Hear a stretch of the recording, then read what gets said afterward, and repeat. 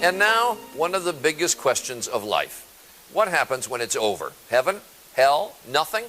Or might there be a fourth possibility, reincarnation? Could we come back as someone else? Here's Chris Cuomo with two down-to-earth parents who thought they understood the mysteries of life. That is, until their toddler began to talk. On March 3rd, 1945, a 21-year-old Navy fighter pilot on a mission over the Pacific was shot down by Japanese artillery. His name might well have been forgotten, were it not for the remarkable, some might say unbelievable story of a little boy named James.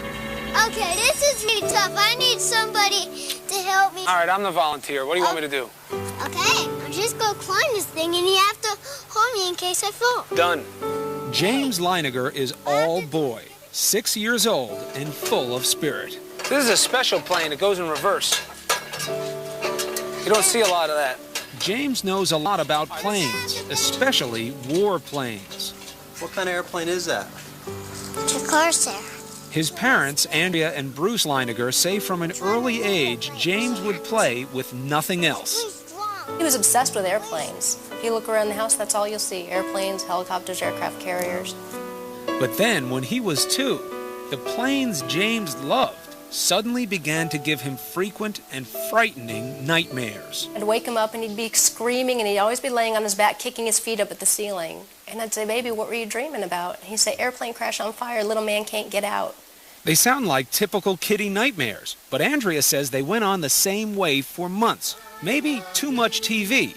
But James was just 2 and his parents say only watching Barney and Teletubbies. Teletubbies! And Andrea and Bruce say they weren't watching World War II documentaries or conversing about military history. This is an F-18? No, that one. So what explains the nightmares and James's strange obsession with airplanes? I talked to my mom about it. A lot of times my mom had said maybe he's remembering a past life. What did you say? Politely, baloney. Andrea and Bruce of Lafayette, Louisiana are a highly educated, modern couple. To them, the possibility that their little son James was manifesting signs of a former life was, well, a little out there. You know, having a past life is not the initial conclusion that you come to. You try and figure out any other way he could have. Did he see anything? Has there ever been anything on television, anything that we've discussed? But as time went by, Andrea didn't know what to believe. Here's James at age 3, going over a plane as if he's doing a pre-flight check. He would continue to say and do things that were puzzling, like the time his mom bought him a toy airplane. And I said, "Oh, look, there's a bomb on the bottom of it." He said, "That's not a bomb, Mama, that's a drop tank." A drop tank? I'd never heard of a drop tank. I didn't know what a drop tank was. Andrea's mother suggested she look into the work of counselor and therapist Carol Bowman. Bowman has written 2 books, both supporting the proposition that sometimes the dead can be reborn.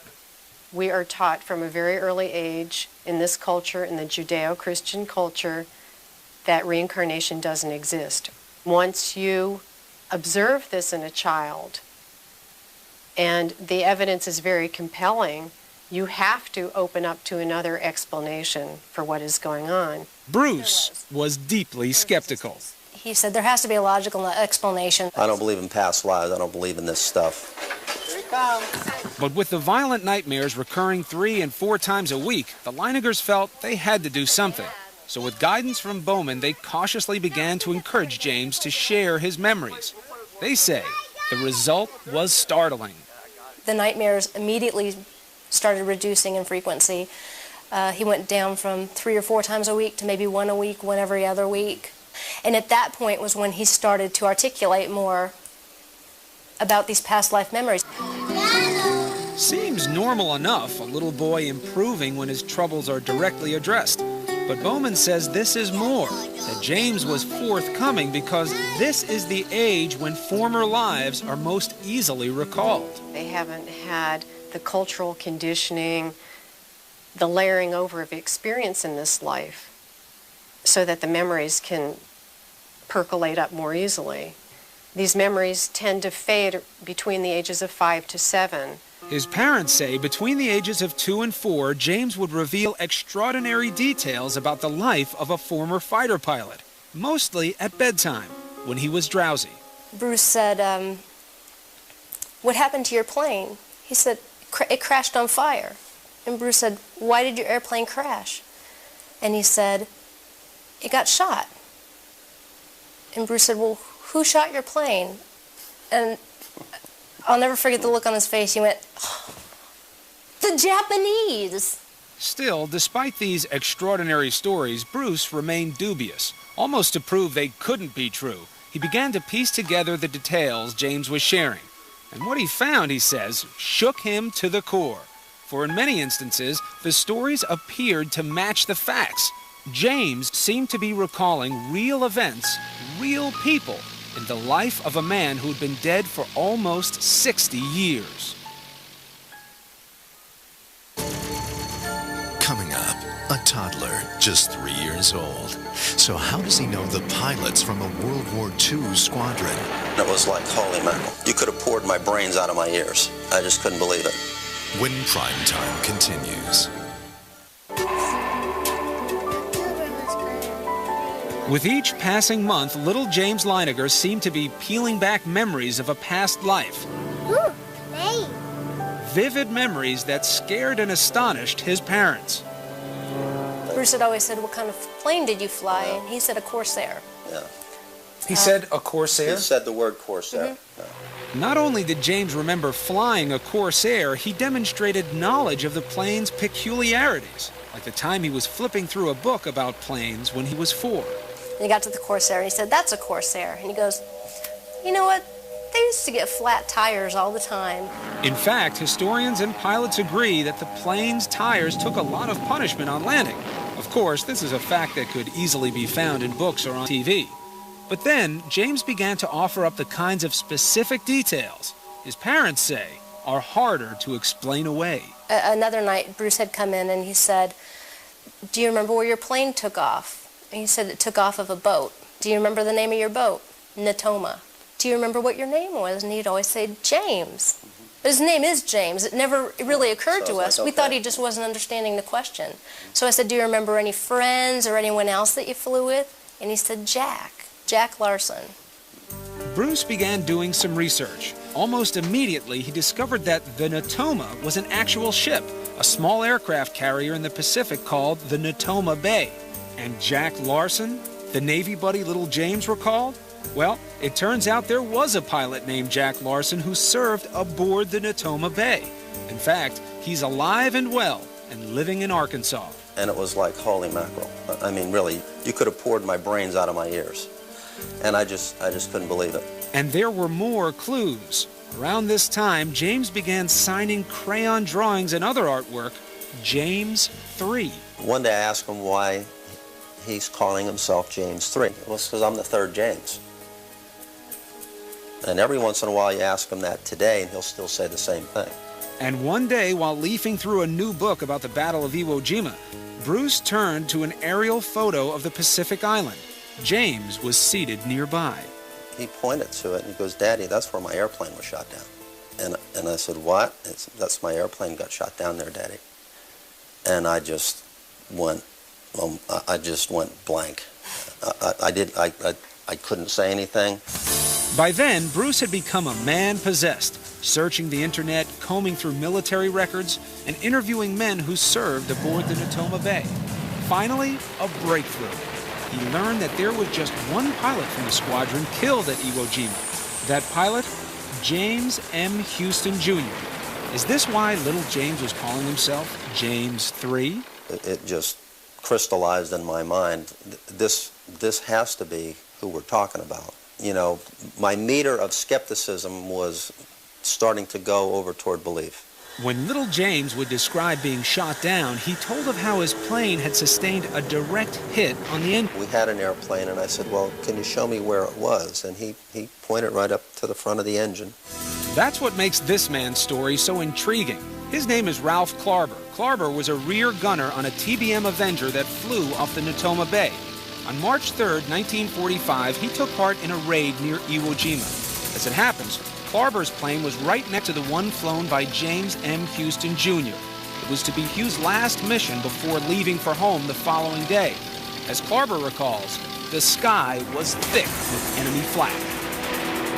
We experienced pretty heavy anti-aircraft fire, but this was the most intense that I experienced at any time. Suddenly, a flash near the nose of Huston's plane. I saw the hit. I would say he was hit head-on, yeah, right on the middle of the engine. Just as little James had described it. So what do you believe now about your son James?